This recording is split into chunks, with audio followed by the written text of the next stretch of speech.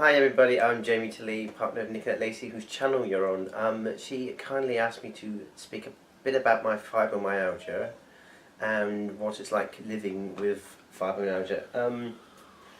I should probably start off with how my fibromyalgia started, or at least where I recognise it started. It started when I was about 14, maybe 15. The first signs were creaking joints.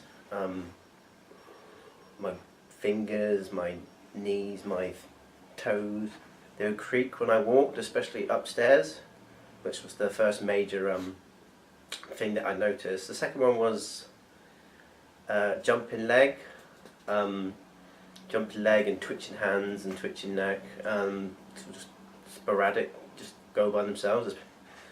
And towards 15, 16, I started developing insomnia, where these things would happen sort of just at night, and this would continue to happen throughout the night until I basically only fell asleep through like pure exhaustion.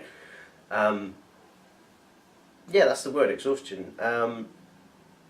Towards the end of being 16, 17, it became more and more painful. It's the only way you can describe it, and more often. But at night it was excruciatingly painful.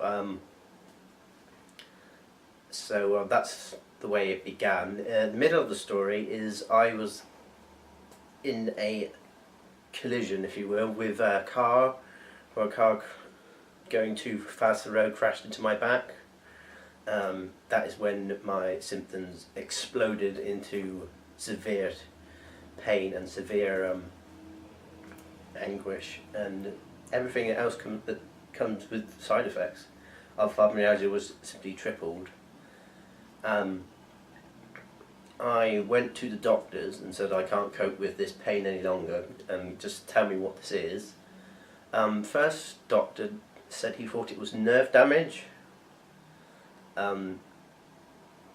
The second doctor disagreed with that because he thought, which I think correctly, were nerve damage often comes from a collision or a fall, or just it's been caused by something usually. And although some people claim that they got it simply by slouching too much, I personally didn't think it was that. So I had blood tests nearly every single week for about 6 months, which is fun, until he just sort of nearly had to get rid of absolutely everything else could possibly before he sat me down and said, I think this is fibromyalgia. From that moment on, I had to see a specialist, and they said it was fibromyalgia, and since then another specialist has confirmed that it's fibromyalgia, and that's generally the whole story mostly. From there on, I just have to live with it. After my car accident, it tripled. It became probably at night, which fibromyalgia feeds on insomnia, so it kind of causes itself. It became not only at night, but in the day, so you couldn't sleep in anymore. So whereas if you got to sleep like 6 in the morning and then just sleep in, it would actually just continuously go throughout the day.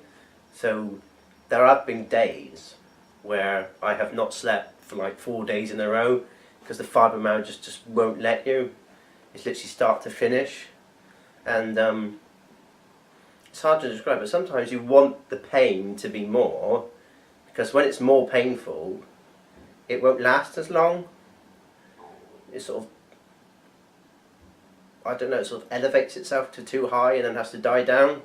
But a steady drilling feeling, keeping you awake, causes lots of insomnia, which causes fibromyalgia.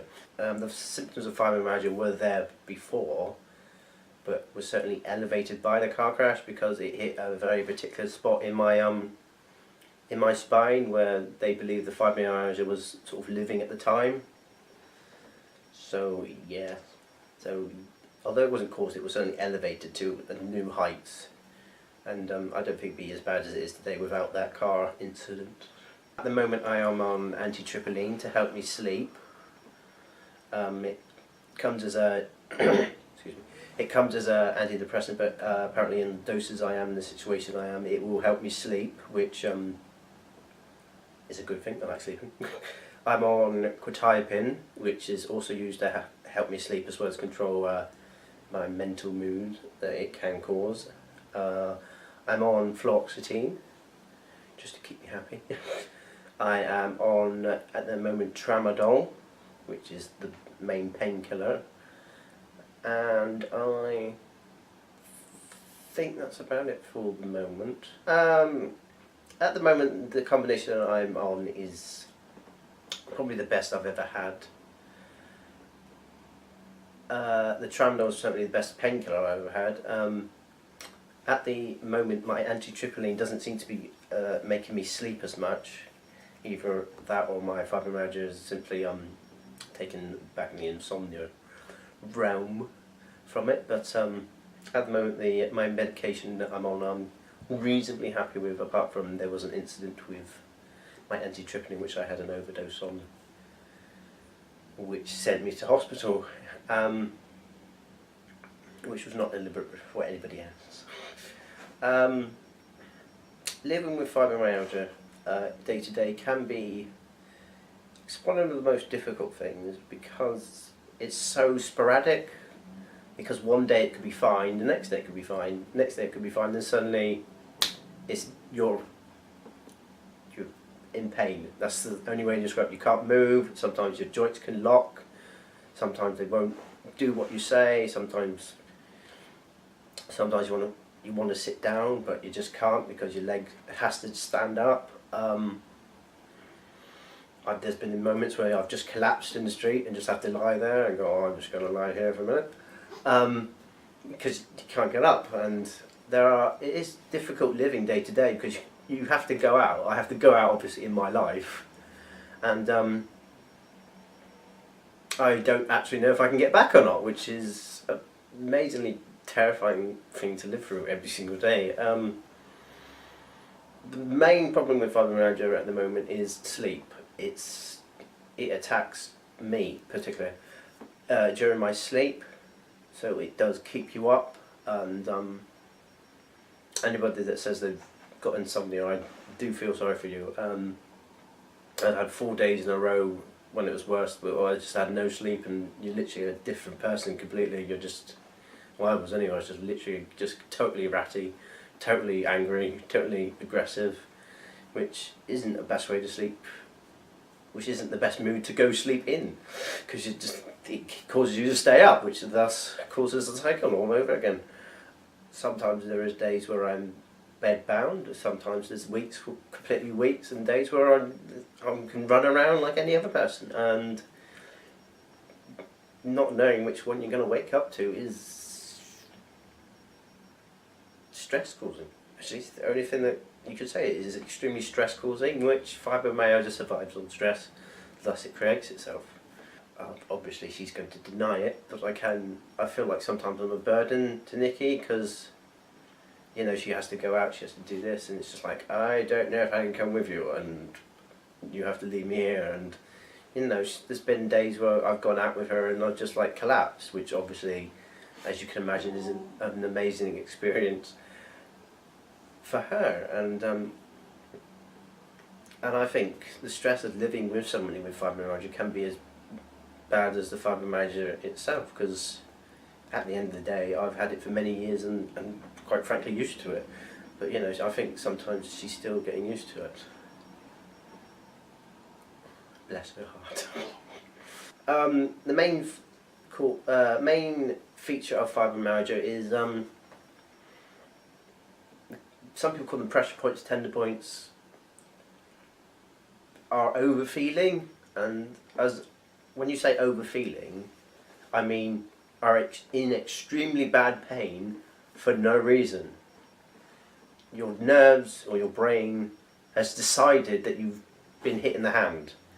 You haven't been hit in the hand, but your nerves are so confused at this point that you feels like you've been hit in the hand and you've got a bad hand for the rest of the day. That's another thing, sporadic again.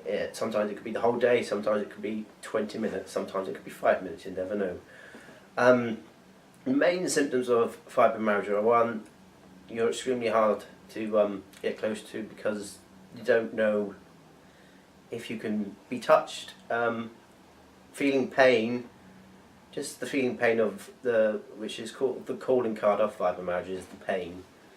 It comes with insomnia. Actually, it comes hand in hand with sleep disorders. Last research I did, which was a long time ago now, that 90% of people with fibromyalgia have at least one sleeping disorder, and 60% sometimes have two. The biggest and probably the hardest thing to live through day by day is mood swings. It causes ferocious mood swings, and probably the biggest problem in my life at the moment is the memory. It causes an extremely poor memory. It causes something called fibrofog, which many people don't know of fibrofog, but don't know why it's called that, and it's come from fibromyalgia. But you get into an extreme state of confusion. And when I say extreme state of confusion, that's you don't know where you are, you don't know what your name is, what the flaming hell is happening around you, why are you there, what are you doing, what's happening in your life, who are you with. There are moments where you can be like, what the hell is, for half an hour. I haven't had that in a while, thank God. But I have had states of confusion, which go hand in hand with memory problems. It loves memory problems, it feeds off memory problems. This can be as little as, what am I doing today, where am I going, what's happening, to completely forgetting somebody's name, to being out in the street, to where am I going? Am I going home, or am I... So, it is extremely difficult to live with. I actually feel more sorry for Nikki, because she's such an amazing planner of, I'm doing this, and then she goes, right, what's your part? I've completely forgotten what we're talking about, so imagine living with someone like that is extremely stressful. Other symptoms of fibromyalgia are irritable bowel syndrome.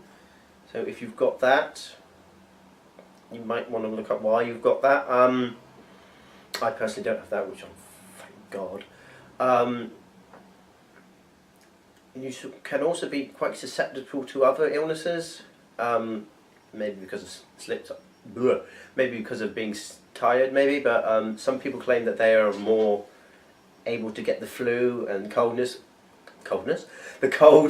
more than anybody else. Some people say that actually their fibromyalgia actually fights off other things, like when the cold is fighting to claim your body, fibromyalgia is fighting it off, which it's a lovely story, but I'm not sure it's quite logical, but I haven't really done any research into that. It also comes hand in hand with mental health problems, which I certainly do. The biggest is mood swings and memory. Memory is mental health, I'm sure. But at the moment I'm on a cocktail of things that are keeping me mostly alright. Other side effects, mostly headaches, dizziness. Mostly, yeah, I think off the top of my head of what I've experienced. If you actually look at the symptoms of fibromyalgia, they are a big long list. I'm only going by what I've had. I used to have migraines. I haven't seen them in a few years, but they are disgusting when you do get them. You literally feel like you just... If someone came in your house and wanted to murder you, you would thank them. Like, take me, just yes.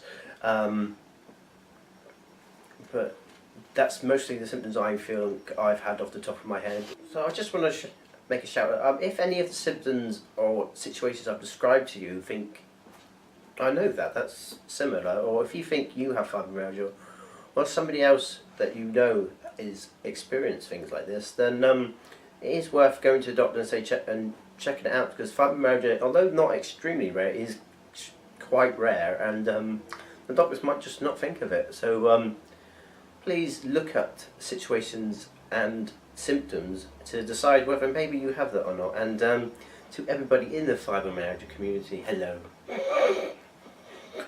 I'm a big supporter of you. If you are somebody who lives with somebody with fibromyalgia, or you're partner with somebody with fibromyalgia, we do understand stress. We really do. And thank you for being so patient with us.